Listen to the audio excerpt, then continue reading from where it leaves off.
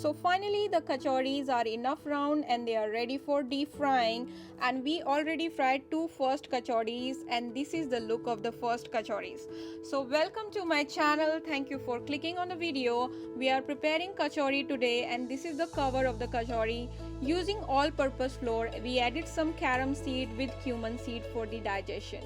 Now I am going to show you the filling of the kachori. This is the mashed potato with coriander powder, garam masala powder, some cumin powder and cumin seed. The yellow color is coming because of the turmeric powder. Don't forget to add some chili and salt. So the filling is ready and now we are going to fry these kachoris. These are round in shape and we use some dry all-purpose flour to help us to make it perfectly round.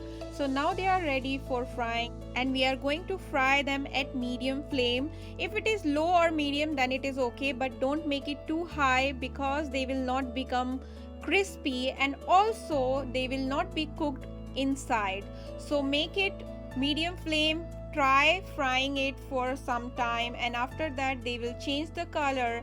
Right now they are looking white, but after some time it will become brown. So the brown color is the perfect color as I showed you in the beginning, because this is the perfect color and this is the perfect timing to take them out because they are enough crispy and they are also cooked inside. So for us this is white color, we are waiting for the brown color and I think they are going to be very tasty. And here is the look for the brown color kachori. Do let me know in the comment, do you want to try this at your home? Don't forget to follow this recipe and tell us how does it look.